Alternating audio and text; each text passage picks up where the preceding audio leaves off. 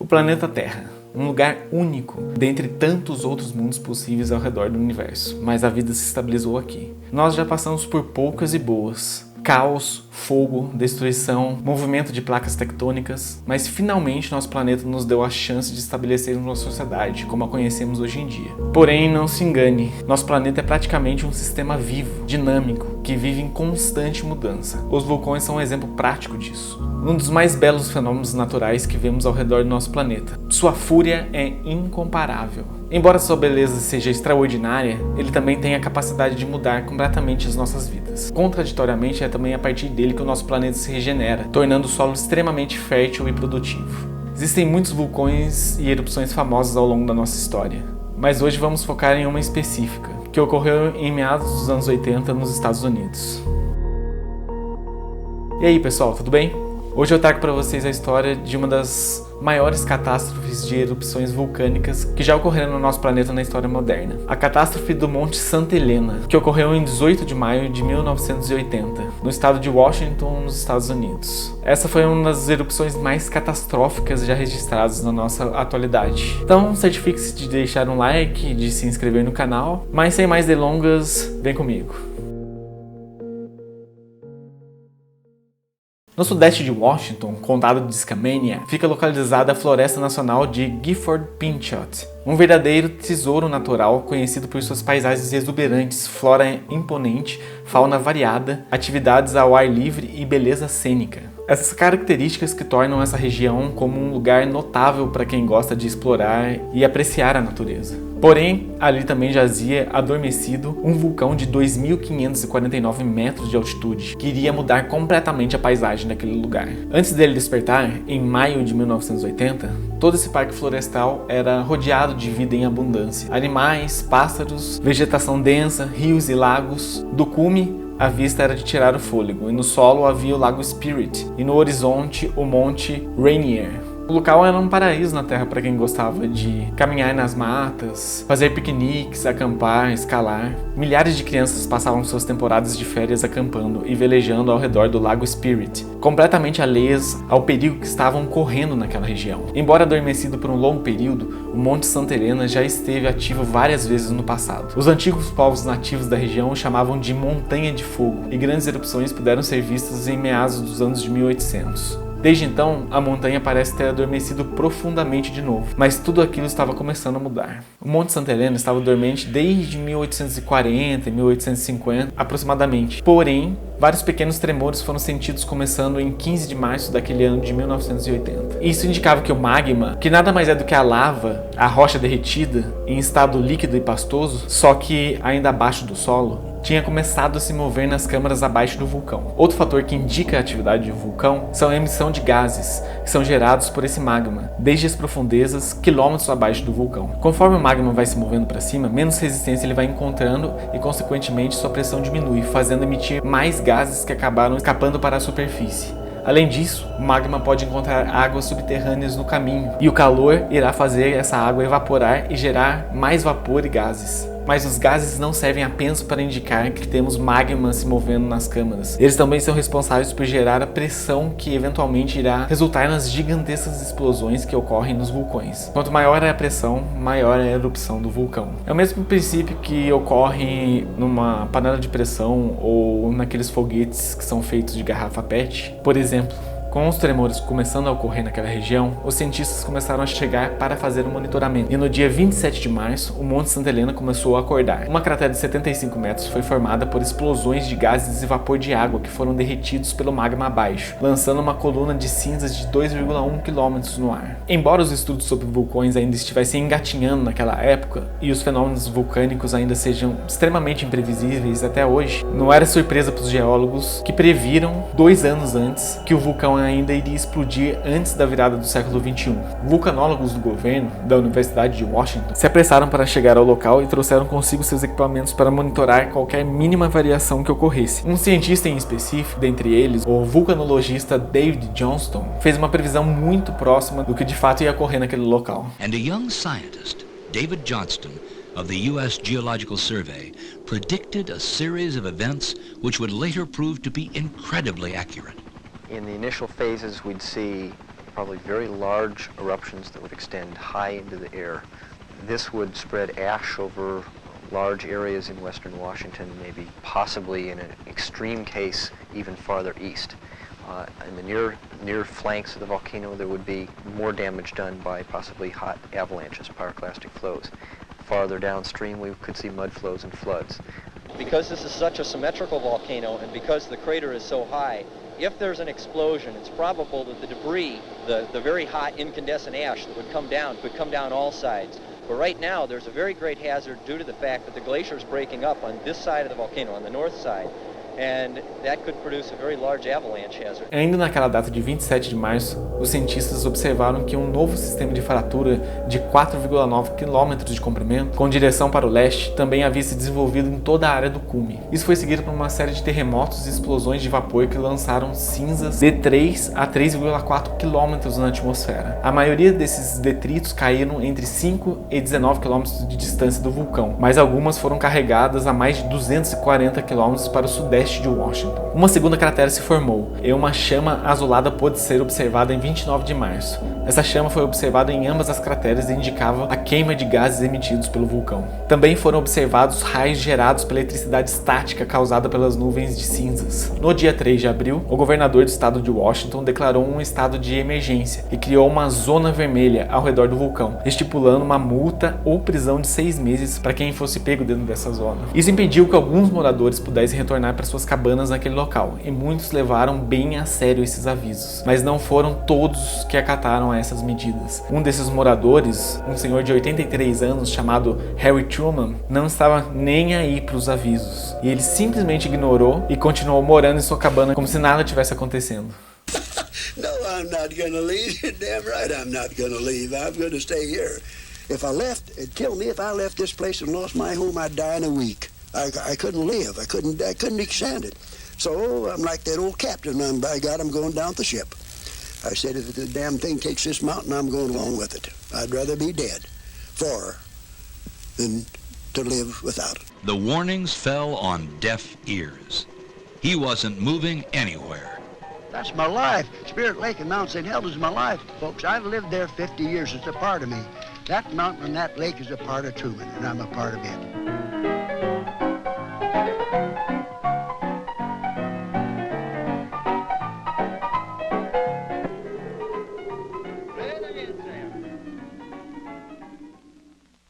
Ao final de abril, a montanha tinha ficado relativamente tranquila. As emissões de gases não tinham indicado nenhuma variação, embora os tremores tenham começado a ficar mais fortes e mais frequentes. Mas depois de 5 semanas seguidas de tremores, a montanha deu outro indício de que uma erupção era iminente. Na face norte, uma protuberância estava crescendo rápido e a montanha não tinha mais um visual cônico. A montanha Fuji, da América do Norte, como ela era conhecida, já não se assemelhava tanto assim com a montanha do Japão. Ela estava deformada e os cientistas estavam tentando compreender o que poderia estar acontecendo dentro do vulcão. Foi a primeira vez que eles conseguiram monitorar a deformação de um vulcão. Eles instalaram aparelhos com tecnologia laser e conseguiram medir com precisão o quão rápido essa deformação iria crescendo. A explicação plausível era que o magma ia forçando sua subida e deformando a montanha. Conforme essa deformação crescia, a lateral da montanha ia ficando cada vez mais instável. Mesmo assim, os cientistas não faziam ideia do quão letal seria a erupção. Apenas sabiam que a montanha chegaria num ponto de ruptura. A erupção era iminente. Os terremotos eram cada vez mais frequentes e mais fortes. As autoridades isolaram toda aquela região, restringindo o acesso a poucas pessoas. Misteriosamente, apenas alguns dias depois, a montanha simplesmente ficou quieta e pouco ou nenhum sinal de atividade sísmica foi registrada. A atividade do vulcão não apresentou qualquer alteração em relação ao padrão do mês anterior. As taxas de movimento daquela deformação e emissão de dióxido de enxofre e as leituras de temperatura do solo não revelaram quaisquer alterações que indicassem uma erupção catastrófica. No dia 17 de maio, as autoridades acabaram cedendo à pressão popular e permitiram que alguns moradores locais fossem buscar o que pudessem de seus pertences. No dia seguinte, 18 de maio, outro grupo foi liberado para entrar na zona restrita, mas foi aí que o desastre aconteceu. Nesse dia, os cientistas estavam prestes a presenciar uma das erupções mais catastróficas que aconteceu na atualidade. Às 8h32 da manhã, um terremoto de magnitude 5,1, centrado diretamente abaixo da encosta norte, fez com que parte do vulcão deslizasse, seguido alguns segundos depois pela explosão principal. A explosão que se seguiu foi inacreditável, atingindo a categoria 5 do índice de explosividade vulcânica, que vai de 0 a 8. Isso já é uma explosão super considerável. O Monte Santa Helena lançou um total de 24 megatons de energia térmica, dos quais 7 foram resultados diretos da explosão. Isso é equivalente a 1.600 vezes o tamanho da bomba atômica lançada sobre Hiroshima. Esse vídeo foi gerado a partir de uma série de fotos tiradas por Gary Rosenquist, um dos cientistas que estava com seu grupo monitorando pela face noroeste da montanha. Eles escaparam por muito pouco. Toda a lateral da montanha colapsou num fluxo piroclástico. Para explicar esse fenômeno, vale a gente lembrar que nem todo vulcão necessariamente vai expelir lava na sua erupção. O magma está presente, mas debaixo do solo. E o que a explosão resultou foi uma nuvem, como se fosse uma espécie de avalanche, mas ao invés de gelo temos compostos de gás quente, piroclastos, cinzas e pedras, que estão muito quentes, algo em torno de 100 ou 500 graus Celsius, que pode viajar até uma velocidade de 260 km por hora. Esse fluxo viajou entre 180 e 200 km por hora e atingiu toda a parte oeste da região do Lago Spirit. Milhares de toneladas de cinzas, pedras e gelo foram lançados até a estratosfera. As nuvens de detrito chegaram até 19 km de altitude. Foi uma visão aterrorizante. Infelizmente, alguns não tiveram chance de sair do caminho de sua destruição. Eu acho meio aterrorizante se você pensar que algumas pessoas estavam tão próximas ao redor da explosão e algumas dessas pessoas sequer ligavam para isso. Existem histórias fascinantes sobre esses casos. Um cara chamado Gary Martin era operador de rádio e trabalhava como um voluntário na emergência civil e estava monitorando a montanha. Ele tinha chegado um dia antes da explosão com seu motorhome e estava ao norte do vulcão, um pouco mais alto do que o ponto de observação dos cientistas. Quando a montanha entrou em erupção, ele relatou aos outros radioamadores que monitoravam o vulcão. E essas foram as últimas palavras de Gary. Now we've got an eruption down here. Now we got a big slide coming off. And the camper and the car setting over to the south of me is covered. That's what it gets me too. Get out of here. Seu corpo nunca mais seria encontrado. David Johnston, o cientista que eu mencionei anteriormente, também morreu nesse dia. Ele estava numa posição muito próxima que foi atingida pelo fluxo. Ele foi morto exatamente pela própria previsão que ele tinha feito. Tem uma história muito interessante desse estudante de geofísica da Universidade de Washington, um cara chamado Keith Ronholm. Ele de alguma forma conseguiu burlar o monitoramento e entrar na zona de risco. Ele ficou a uma distância de aproximadamente 17 km do vulcão, em um local chamado Bear Meadow. Lá, ele aguardou para ver o que iria acontecer com essa montanha gigante e começou a tirar uma série de fotos no local. No dia 18 de maio, quando a montanha explodiu, Keith estava sentado em seu Jeep lendo um livro, de cueca, quando sacou a câmera e começou a tirar essas fotos que vocês estão vendo aí. O cara teve a coragem de ir vestindo a roupa, colocando uma perna na calça, tirando uma foto, colocava outra, mais uma foto, calçava um sapato, outra foto. Eu teria saído correndo pelado dali se fosse preciso. Você tá louco? Enquanto dirigia, Keith continuou fotografando a nuvem atrás dele, que eventualmente iria atingi-lo, mas com menor intensidade, devido à distância que ele já havia percorrido. Ele ficou sem luz e sem direção e foi forçado a parar, mas por sorte encontrou outro veículo que o foi guiando para fora dali. Algumas outras pessoas também mal conseguiram sair vivas do local. Um casal de namorados, Venus Dergan e Roa Ritan, estavam acampando a uma distância de quase 50 km do vulcão. Eles não ouviram a erupção, mas quando saíram de sua barraca naquela manhã, puderam ver a inundação chegando e, se não tivessem notado, provavelmente teriam sido soterrados vivos para nunca mais serem encontrados, como aconteceu com alguns. Eles quase se afogaram, mas milagrosamente conseguiram se agarrar a um tronco e sair do local, muito machucados. Outro grupo de pessoas, os lenhadores que trabalhavam a uns 20 km do vulcão, também foram atingidos pelo fluxo. Embora tenham sobrevivido inicialmente, tiveram dificuldades para respirar e queimaduras por todo o corpo, mas conseguiram resgate através de um helicóptero. Porém, após serem tratados, apenas um deles resistiu, um cara chamado Jim Skamansky.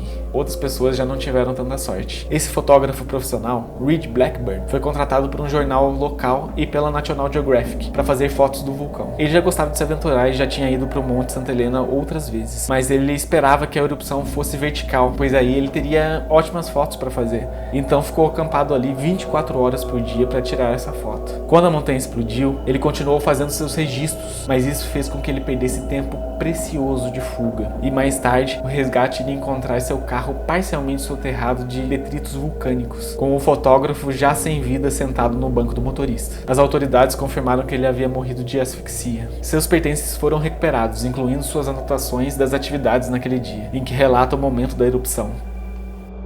No total, estima-se que foram 57 mortos, que estavam no raio daquela explosão. Dentre eles, aquele senhor que a gente viu anteriormente, e o vulcanologista David Johnston, que estava de ronda naquela manhã fazendo as medições, mas infelizmente foi atingido diretamente pelo fluxo. Os cientistas chegaram à conclusão, através de imagens aéreas, medições do solo após a explosão, de que toda aquela deformidade devido ao magma e aos gases acabaram enfraquecendo toda a lateral oeste da montanha, que chegou num ponto que não pôde mais se sustentar, e então colapsou. Como se a própria explosão em si já não fosse o suficiente, há um outro fenômeno relacionado a vulcões que ficam em regiões onde neva, que são as inundações. O calor gerado por eles vai derreter as geleiras que estão no topo, e uma massa de lama contendo detritos, cinzas, árvores e o que estiver na sua frente vai inundar a região, como uma espécie de efeito colateral. E foi exatamente isso que aconteceu com o Lago Spirit, que ficou completamente poluído. Todos os rios ao redor estavam inundados. Isso me lembrou o filme O Inferno de Dante. Não sei se vocês já assistiram. Eu gosto muito de cinema, né? E acho que parte do meu gosto por essas coisas de desastres naturais foi ficar assistindo esses filmes, documentários da National Geographic, do Discovery Channel, esses filmes dos anos 90, O Inferno de Dante, Twister, Vulcano, A Fúria. Mas O Inferno de Dante me lembrou por causa da cena da ponte, em que o cara é levado pela correnteza.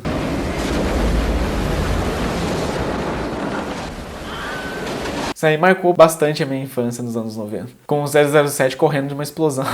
Correndo de uma explosão piroclástica.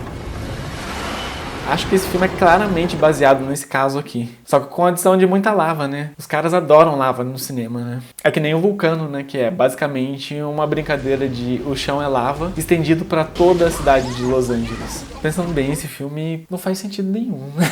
Mas ainda assim, é um filme muito trash, eu adoro. Eu acho divertido esses filmes de catástrofe. Voltando ao assunto, em questão de horas, as inundações tomaram os rios próximos e as pontes foram interditadas, cortando a conexão entre Seattle e Portland. Florestas inteiras, árvores com centenas de anos foram passando junto às inundações de lama. Eventualmente, essas inundações também atingiriam o rio Columbia, cessando todo o tráfego de cargueiros no local. O que era conhecido como um vale calmo e cheio de vida, agora estava debaixo de 180 metros de detritos, lama e cinzas. Pela quantidade de detritos no local, os cientistas estimaram que 2/3 do metro cúbico de pedras que deslizaram na montanha abaixo eram suficientes para cobrir toda a cidade de Washington, a capital dos Estados Unidos. Foi um dos maiores deslizamentos já registrados, deixando um rasgo de aproximadamente 3 km de profundidade na lateral da montanha. O vento estava soprando as cinzas em direção nordeste, e ao meio-dia toda a região de Washington já estava no escuro. As pessoas e animais presentes naquele local tiveram que lidar com toneladas de cinzas que caíram repentinamente antes de se espalharem para a atmosfera do planeta inteiro. Por um momento, as ruas e rodovias foram fechadas pela baixa visibilidade. O ar era difícil de respirar, e como assim cinzas são leves e muito finas, elas entravam em praticamente tudo. A água atingida pelas cinzas simplesmente se tornou uma substância semelhante a um cimento molhado. Então, além da explosão, a gente já pode ter uma ideia dos efeitos colaterais que um vulcão pode causar imediatamente após sua erupção. Enquanto isso, as equipes de resgate se apressavam para o local, uma das maiores operações que ocorreram naquele estado, com helicópteros do exército e centenas de voluntários. O resgate chegou a durar 2 semanas e conseguiu salvar cerca de 170 pessoas.